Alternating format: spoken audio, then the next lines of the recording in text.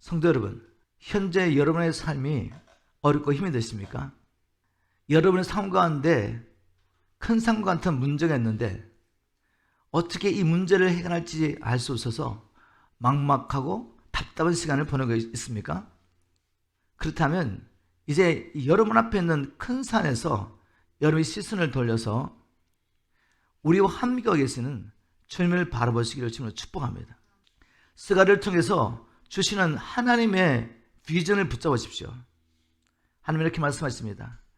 만군의 여호와께서 말씀하시되 이는 힘으로 되지 아니하며 능으로 되지 아니하고 오직 나의 신으로 되느니라. 큰 산아 내가 무엇이냐? 내가 수르바벨 앞에서 평지가 되리라. 우리 현실을 바라보면 답이 없고 절망적이지만 우리를 향하신, 나를 향하신 하나님의 비전을 붙잡으면 절망은 사라지고 어느덧 꿈과 소망이 생깁니다. 나를 향하신 하나님의 비전이 나를 숨쉬게 하는 것입니다. 하나님의 뜻을 붙잡으면 하나님께서 우리에게 힘과 위로를 주시고 능력을 주시고 나로 하여금 하나님이 주신 이 길, 내가 마땅히 달려야 할 이 경지를 달리도록 하나님이 도와주십니다. 오늘 모두 몇 시간에 걸쳐서 하나님께서 스가랴에게 주신 8가지 환상을 통해 보이신 하나님의 구원 계획, 즉 우리를 향하신 하나님의 비전이죠. 이 비전을 나눠보도록 하겠습니다. 오늘은 이 스가랴 1장을 통해서 2가지 환상과 그 의미가 무엇인지 나눠보도록 하겠습니다. 먼저 이 비전을 나누기 전에 우리가 꼭 붙잡아야 할 것이 있습니다.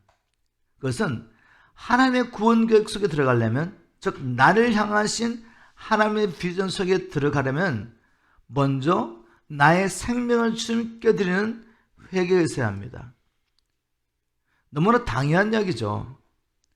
하나님께 삶을 드리지 않는데, 내 생명을 드리지 않는데 어떻게 하나님의 비전을 이룰 수가 있겠습니까? 우리가 하나님께 온전히 우리의 생명을 드리는 것을 망설이게 되면 어떻게 되죠? 아직도 내가 뭔가 이루고 싶은 게 있습니다. 내 주님 내가 11조 드리겠습니다.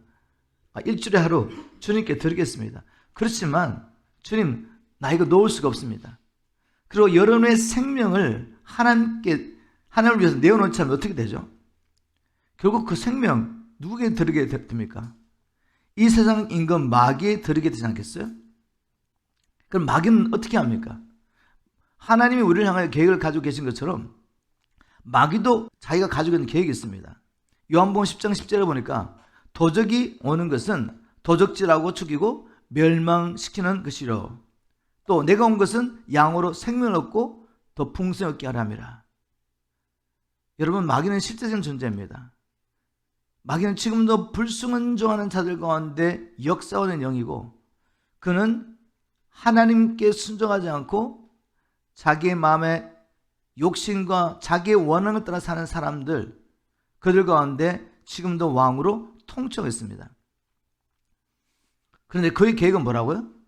도적질하고 죽이고 파괴한 것입니다. 그래서 주님은 우리에게 자기를 분하고 날마다 자기 십자가를 지고 나를 따라오라고 하셨죠. 그러므로 우리의 목숨을 그리스도와 그분이 이루어 가시는 이 하나님의 나라를 위해서 드리는 것이 진정으로 사는 길입니다. 그런데 하나님의 백성으로 자처했던 이스라엘 백성들이 어떻게 했습니까? 표면적으로는 하나님 백성된 증거로서 할례를 행하고 안식을 지키고 월삭을 지키고 여호와의 절기를 지키고 있으면서도 마음으로는 음란한 듯 그 땅의 여러 신들을 자기를 위하여 섬기고 있었습니다. 그래서 스가랴를 통해 주님께서 이렇게 말씀하셨습니다. 스가랴 1장 2절에 보니까 주께서 말씀하셨다. 나 주가 너희 조상들에게 크게 분노하였다.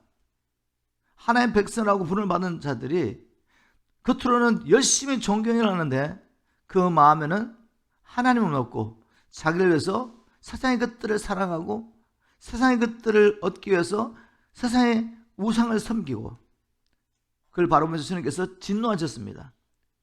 그래서 어떻게 됐습니까? 선지자들이 경고한 대로 하나님의 백성들이 허tum을 당합니다. 많은 사람들이 바벨론의 포로로 끌려가게 되죠. 그래서 이 시점에 그 거의 70년이 되어가고 있었습니다. 자, 그런데 지금 스가랴가 활동할 때 이미 바벨론에서 돌아왔던 사람도 있었습니다. 그런 사람은 어떤 사람들입니까? 포로로 끌려가서 70년이 됐기 때문에 거기에서 태어나서 장사한 사람도 있을 것이고, 또 오래 살았더라면 또 노인들도 계셨겠지만, 어쨌든 거기 70년을 살면서 바벨론 땅에 정착을 하고 어느 정도 안정된 삶을 살고 있던 사람들이었죠. 그런데 어느 날 하나님의 성전과 하나님의 성 예루살렘을 재건하기 원하는 하나님의 비전, 하나님의 계획을 발견하고 마음이 뜨거워집니다. 그래, 하나님의 성전을 회복해야지. 하나님의 거룩한 성을 회복해야지. 이 비전을 받고 뜨거운 마음으로 그 안정된 삶의 터전을 내려놓고 고국까지 왔던 사람입니다. 고국에 도착하니까 어떻겠습니까? 환경이 뭐 다 준비되어 있었습니까? 이 사람들을 환영하면서 무너진 성전과 예루살렘 성을 회복할 모든 준비가 되었었나요? 아니요. 황량했죠. 아무것도 없었습니다. 자, 그래도 힘을 내가지고 성전을 재건하려고 하는데 어떻게 됐습니까? 대적자들이 가만히 있지 않습니다. 온갖 방법을 동원해가지고 방해를 하니까 결국 14년 동안 성전 건축이 중단됐었죠. 자, 그런 가운데 그들은 어느덧 세상 사람과 똑같이 세상 일에 바빠하고 있었습니다. 바로 이런 상황 가운데서 하나님께서 학기 선지자를 통해 이렇게 말씀하셨습니다. 학기와 스가랴는 같이 활동했습니다. 같은 시즌에 학기를 통해 이렇게 말씀하십니다. 학기 1장 3절 4절. 여호와께서 다시 예언자 학기를 통하여 말씀하셨다. 내 성전은 황폐한처했는데 너희는 호화주택에 살고 있느냐? 또 7절에는 전능한 여호와가 말한다. 너희는 자기 소행을 잘 살펴보아라. 9절에 너희가 많은 수확을 기대하였으나 얻은 것은 적었으며 너희가 수확한 것을 집으로 가져갔으나 내가 그것을 날려버렸다. 그 이유가 무엇이냐? 이것은 내 집이 황폐한데도 너희가 자기 집안 일에만 급급했기 때문이다. 뜨거운 비전을 가지고 안정된 삶을 내려놓고 고국까지 돌아왔지만, 그러나 시간이 지나면서 하나님 주신 비전들이 이루어질 것 같지 않는 큰 산들을 보이고, 이제는 그걸 내려놓고 세상 사는 것과 똑같이 먹고 사는 데 급급했다는 것이죠. 그걸 보면서 하나님께서 말씀하십니다. 스가랴를 통해 이렇게 말씀하셨습니다. 이제 너희는 내게로 돌아와라. 그리하면 나도 너에게 돌아가리라. 지금 여러분의 상황은 어떻습니까? 하나님께서 여러분을 만나주시고 여러분에게 하나님의 계획을 알려주셨을 때 마음이 뜨거워지지 않았습니까? 그래서 주님께 주님 목숨 바쳐 내가 복음에서 살겠습니다. 아직도 복음을 알지 못하고 죽어가는 저들에게 복음을 전하는 일에서 내 생명을 내어놓겠습니다. 주님의 뜻에 순종하겠습니다. 어디를 가는지 따라가겠습니다. 주님 말씀만 하십시오. 이렇게 열정을 가지고 하나님 앞에 헌신하지 않았나요? 베드로가 바로 그랬습니다.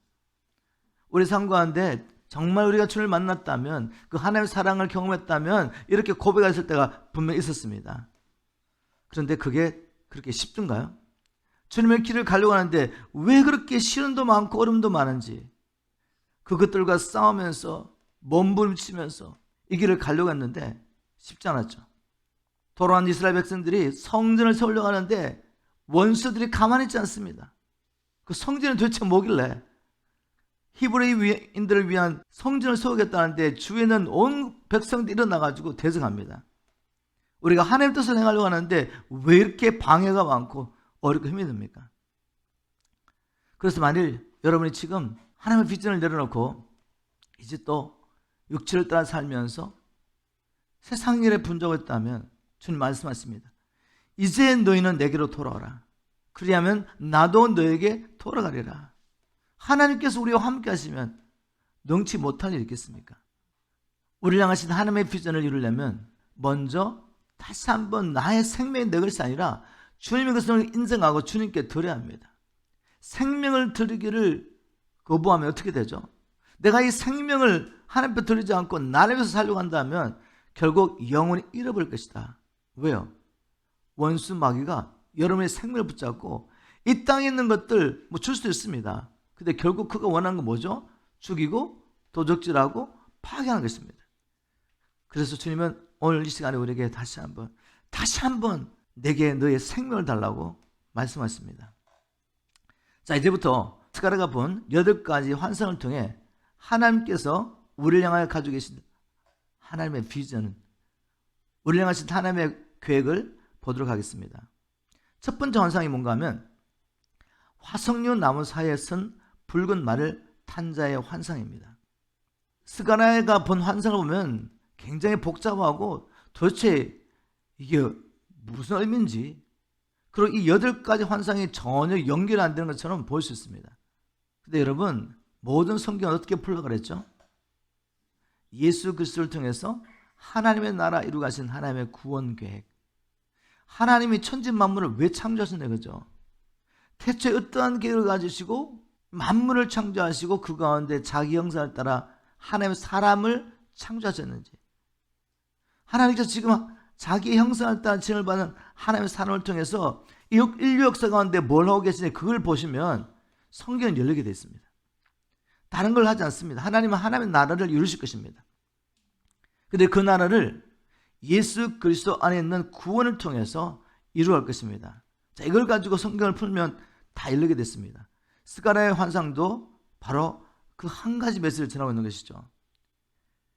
스가랴 1장 8절 시므온 성경, 내가 밤에 환상을 보았다. 첫 번째 환상, 한 사람이 붉은 말을 타고서 골짜기에 있는 화석류 나무 사이에 서 있는데 그 사람 뒤에는 붉은 말을 탄 자와 갈색 말을 탄 자와 흰 말을 탄 자가 있었다.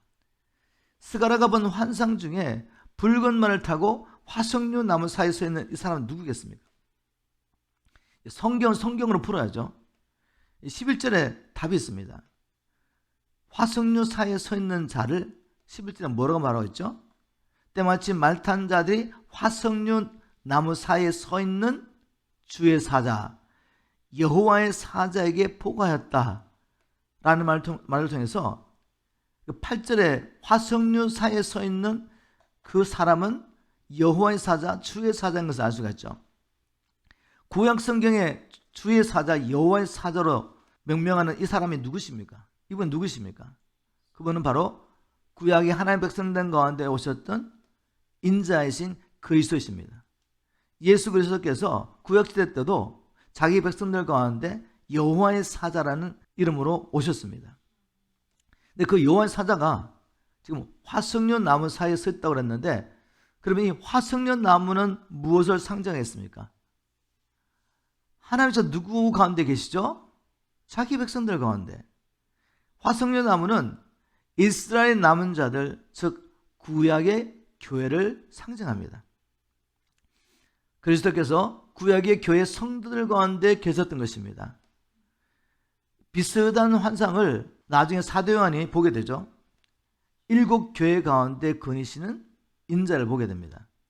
계시록 1장 12절, 그때 나는 내게 말씀하신 그 음성을 알아보려고 그쪽을 향해 돌아섰습니다. 몸을 돌이켜보니 7개의 금촛대가 보였고 그 촛대들 사이에는 인자 같은 분이 계셨습니다. 그분은 발에 끌리는 긴 옷을 입고 가슴에는 금띠를 두르고 계셨습니다. 7 촛대 가운데 다니시는 이분 누구시죠? 예수 그리스도. 성경을 해석하고 있습니다. 계시록 1장 20절에 7 그 금촛대는 7 교회다. 7 교회 가운데 거니시는 예수 그리스도를 요한이 보았습니다. 자, 구약이나 신약이나 하나님께서 자기 백성들과 함께 하시며 그들 가운데 거니고 계시는 게 보이십니까? 지금 스가랴가 이 예언을 할 때 하나님의 백성들의 상황을 보면 그들은 고국으로 돌아왔지만 뜨거운 마음을 가지고 하나님의 비전을 이루려고 왔지만 여러 가지 방해 세력 가운데 시련 가운데 이제는 이런 하나님의 비전을 내려놓고 자기 일에 바빠 하나님의 일을 떠나버린 상태입니다. 그럼에도 불구하고 하나님은 그들을 떠나지 않습니다. 하나님은 택하신 자기 백성들, 이스라엘 백성들 가운데서도 하나님의 역사를 이루기 위해서 남은 자들 가운데 계시면서 이렇게 말씀하십니다. 이제라도 돌아오라. 그러면 내가 너에게 돌아가리라. 하나님께서 우리와 함께 하시며 우리를 향하신 하나님의 길을 이루겠다고 말씀하신 것이죠. 그러므로 하나님께서 우리에게 주신 이 비전을 이루려면 이제 우리의 시선을 우리의 문제, 내 연약함, 내 실패에서 돌이켜서 하나님을 바라봐야 됩니다. 하나님의 계획을 붙잡아야 합니다. 내가 하나님을 만났을 때 어떤 계획을 내게 알려주셨는지, 하나님의 비전이 뭔지, 내가 평생 달려갈 나의 길이 무엇인지, 내게 주신 주님의 사명이 무엇인지 그것을 붙잡아야 합니다. 그것을 붙잡으면 하나님의 그 일을 이루십니다. 왜요? 하나님께서는 우리의 연약함과 실패를 다 아시고도 우리를 자기 백성을 택하여 주셨기 때문에, 하나님의 이 놀라운 구원 계획을 이루어 가신 일에 우리를 택하여 주신 것입니다. 모르고 택한 게 아니에요. 그렇기 때문에 하나님께서는 우리가 연약하고 부족하지만 우리를 통해 자기의 뜻을 이룰 모든 준비를 하고 계십니다. 예수님께서 베드로가 자기를 3번이나 부인한 것을 모르고 택하셨겠습니까? 베드로는 자신만만하게 주님, 나는 주님 부인하지 않습니다. 나는 죽는 데까지 따라가고 감옥이라도 따라갈 것입니다. 그렇게 말했지만 그가 실패할 걸 다 아십니다. 그래도 그를 택하여 주셨습니다. 그리고 그 연약하고 부족하고 실패한 베드로를 주님께서 세우셔가지고 기름 부으셔가지고 어떻게 주의 역사 이루어간 거 보셨죠? 우리가 동일하게 말씀하십니다. 나는 너의 연약함과 실패를 다 알고도 너를 택했다. 왜 자꾸만 너의 의를 의지하느냐? 나의 은혜를 붙잡으라고 말씀하십니다. 내가 너를 택하여 세웠나니 너희로 가서 열매 맺게 하랍니다. 풍성한 열매를 맺어서 무엇이든지 구하는 것을 응답하여 내 아버지께 영광을 돌리도록 내가 너를 택하였다. 주님 말씀하십니다. 이제라도 올인해라, 올인. 내게로 돌아오라고 말씀하십니다. 우리를 향하신 하나님의 계획이 온전히 설 것을 어떻게 하셨냐면 그 뒤에 이제 나오는 말씀을 통해서 알 수 있습니다. 예수 그리스도께서 우리를 향하신 하나님의 뜻이 이루어지도록 지금도 중보하고 계시기 때문입니다. 스가랴 환상 중에 그리스도께서 보내신 순찰자들, 즉 화석나무 나무 사이에 그리스도가 계시는데 그 뒤에 누가 있었죠? 말탄 자들이 있었습니다. 흰 말탄 자들, 또 붉은 말탄 자들, 갈색 말탄 자들, 그들이 세상에 나와서 두루 감찰하러 돌아왔습니다. 순찰하러 돌아왔습니다. 그리고 그리스도에게 보고합니다. 11절에 보니까 신약 성경, 때마침 말탄 자들이 석류 나무 사이에 서 있는 주의 사자를 보고 사자에게 보고하였다. 우리가 온 세상을 돌아다니며 살펴보니 온 땅이 평안하고 안정되어 있었습니다. 주님의 명령을 따라 세상을 다 두루 감찰하고 왔는데 보니까, 순찰하고 왔는데 보니까 세상이 너무 평안하더라는 거죠. 자, 이 말은 좋은 뜻이 아닙니다. 그 뒤에 나오는 말씀을 문맥을 따라 보면 좋은 의미가 아니에요. 이 말은 좋은 뜻이 아니라 하나님의 백성들이 처한 어려운 처지와 대조할 때 이건 좋은 의미로 말한 게 아니죠.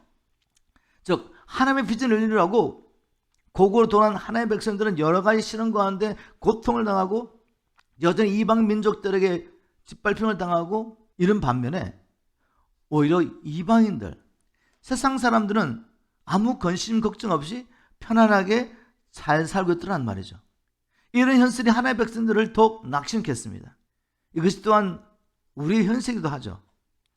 하늘 모르고 자기로서 사는 사람들은 아무 문제 없이 세상에서 잘 사는 것 같은데, 뭔가 계획하고 이루고 누리는 것 같은데, 하나님 뜻대로 살려고 모든 건 내려놓고 주님을 쫓아가려고 하는데 왜 이렇게 시련이 많습니까? 이런 상황이 우리를 더욱 낙심케 할 수 있다는 거죠. 그런데 이 순찰자들의 복을 듣고 주님께서 무엇을 하셨는지 보십시오. 뭐라고 말씀하셨는지 12절에 보니까 이 복을 듣고 주의 사자, 여호와의 사자 그리스도가 주님께 아뢰었다. 하나님 아버지께 기도했단 말입니다. 어떻게 기도했습니까? 전능하신 만군의 주여, 주께서는 언제까지 예루살렘과 유다의 모든 성읍들을 불쌍히 여기지 않으시렵니까? 주께서 그들에게 분노를 쏟아 부으신 지가 무려 70년이나 되었습니다. 지금 뭐라고 계십니까? 예수님이 자기의 백성을 붙잡고 백성들의 회복을 위해서, 성전과 예루살렘의 회복을 위해서 주님 앞에 간구하겠습니다. 그리스도께서 자기의 백성을 위해서 기도하는 장면들이 성경에 여기저기 있는데 제가 몇 군데만 한번 살펴보겠습니다. 신약성경에 보면 주님께서 이렇게 중보하십니다. 베드로와 지금 자기를 따르는 제자들이 다 넘어질 상황입니다. 그래서 주님께서 누가복음 22장 30절에 이렇게 말씀하시죠. 시온아 시온아 보아라, 사탄이 너를 밀가부르듯 하려고 내게 요청하였다. 그러나 나는 네가 믿음을 잃지 않도록 너를 위하여 기도하였다.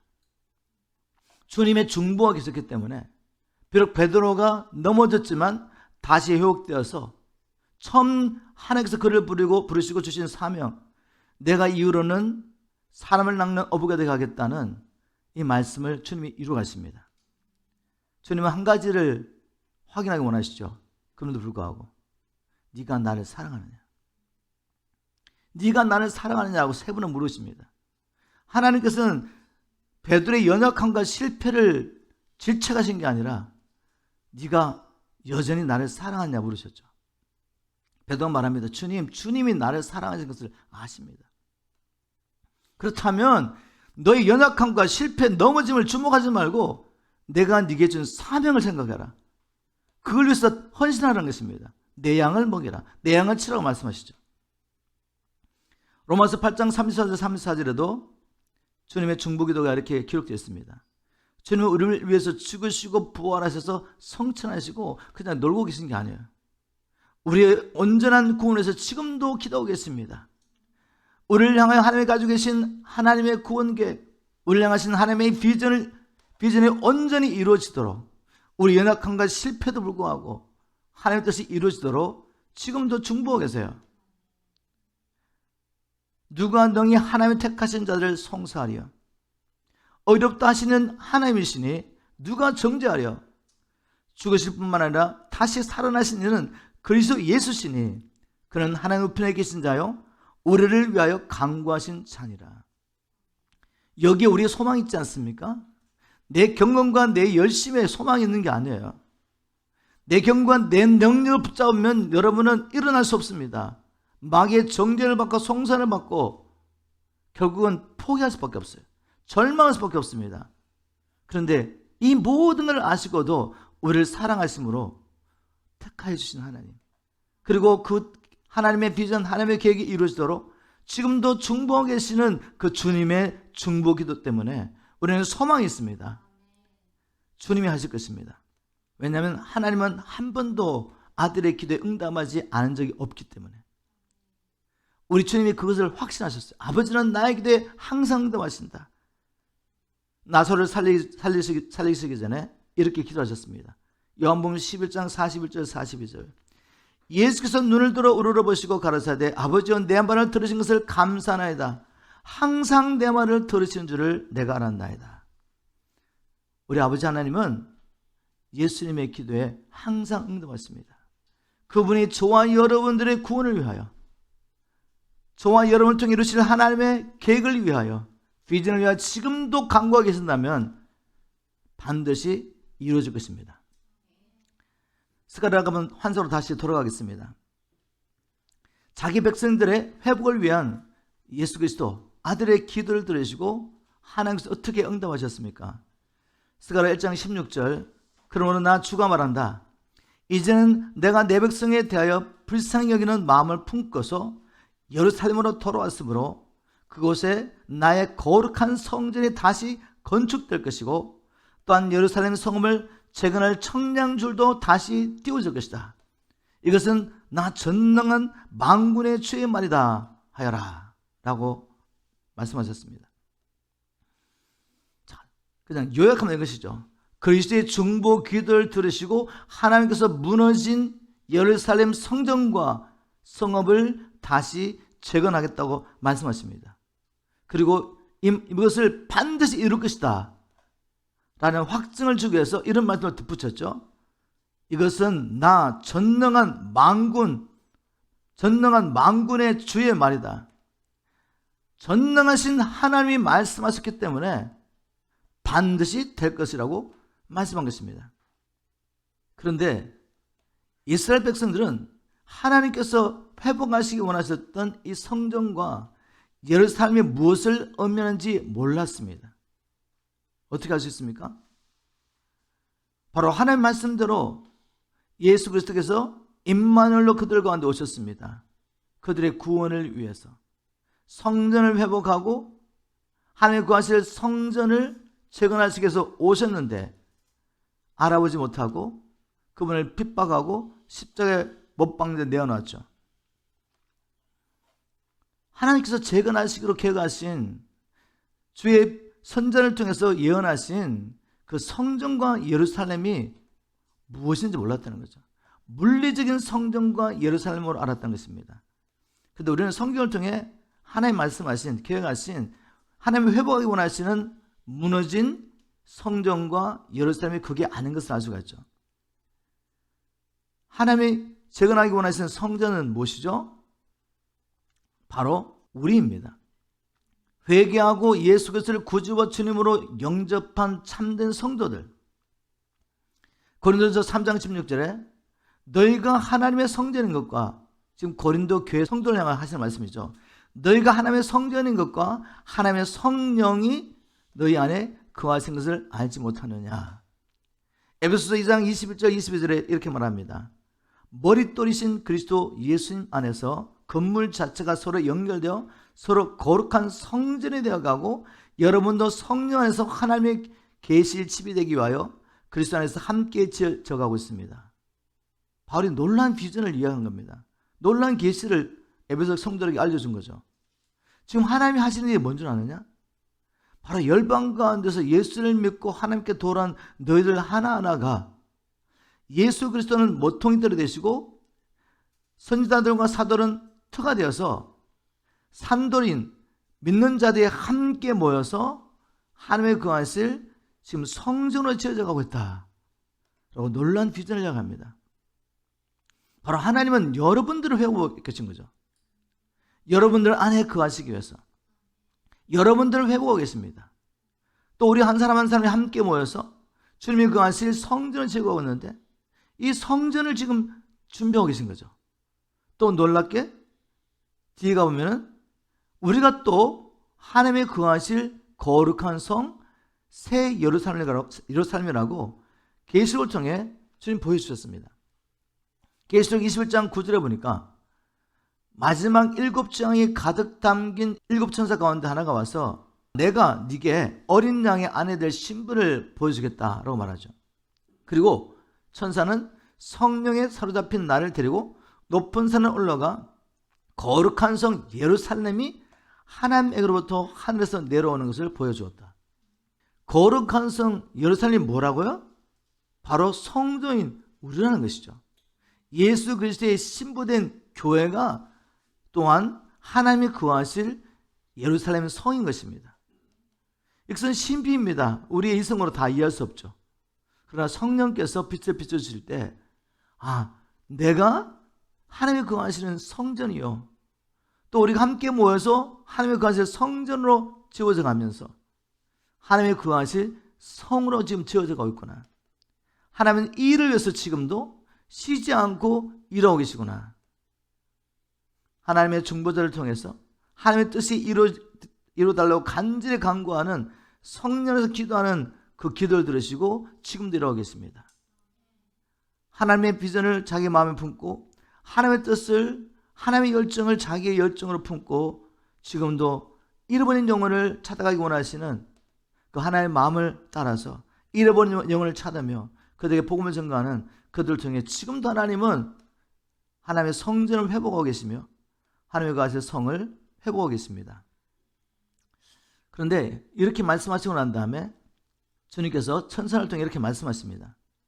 14절에 보니까 스가랴 1장 14절에 내게 말하는 천사가 내게 이르되 너는 외쳐 이르기를 만군의 여호와의 말씀에 내가 예루살렘을 위하여 시온을 위하여 크게 질투하며. 하나님께서 예루살렘을, 시온을 크게 질투하신답니다. 이게 무슨 말씀입니까? 갑자기 무슨 의미인지 모르시면 여러 성경 번역을 보시면 하나님의 의도를 알 수 있죠. 그 말을 시온말 성경에는 내가 예루살렘과 시온을 생각만 해도 마음이 아파 속이 탄다, 이렇게 번역했습니다. 현대인 성경에는 내가 나의 거룩한 성 예루살렘에 대해서는 깊은 사랑과 관심을 갖고 있지만, 이렇게 말하고 있습니다. 지금 자기 신부를 보니까 주님이 질투하까지 사랑하시는데 어떤 모습이었습니까?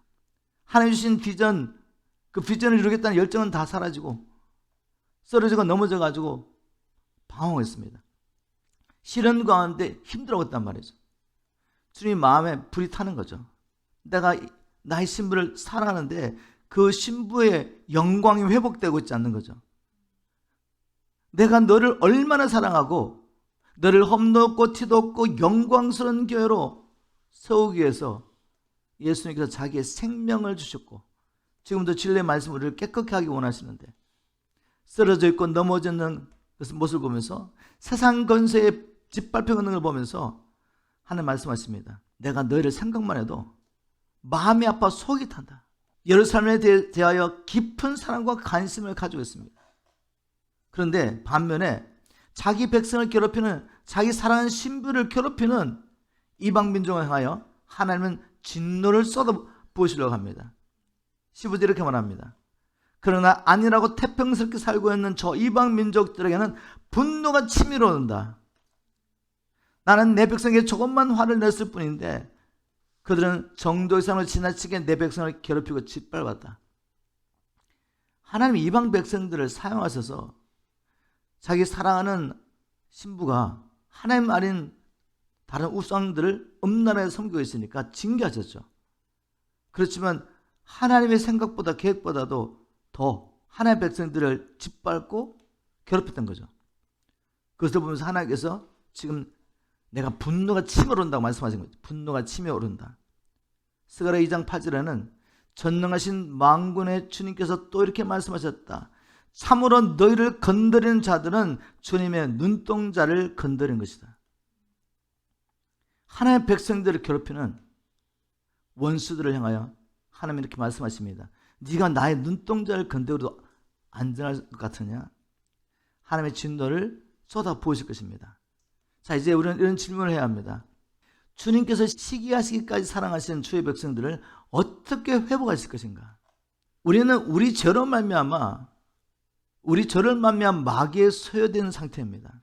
어떻게 주님께서 이런 우리를 다시 주님의 소유 삼으시고 우리를 정결케 하시고 죄를 없이 하시고 거룩하신 하나님이 우리 안에 거할 수 있습니까? 우리를 자기 성전 삼으시고 또한 예루살렘으로 하나님이 거하시는 성으로 회복할 수 있습니까? 그리고 또 주님을 괴롭히는 저 원수의 마귀세는 어떻게 멸하실 계획을 가지고 계시냐 이거죠.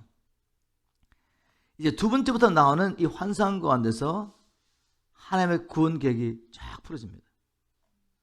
하나님은 첫 번째 환상을 통해서 내가 사랑하는 나의 백성들, 내가 성전 삼고 예루살렘 그할 성으로 삼은 이들을 회복하겠다는 말씀하시죠. 사랑하심으로. 그럼 어떻게 하실 것이냐? 그게 두 번째 환상부터 쫙 풀어지는데 오늘은 하나만 더 나누고 마치도록 하겠습니다.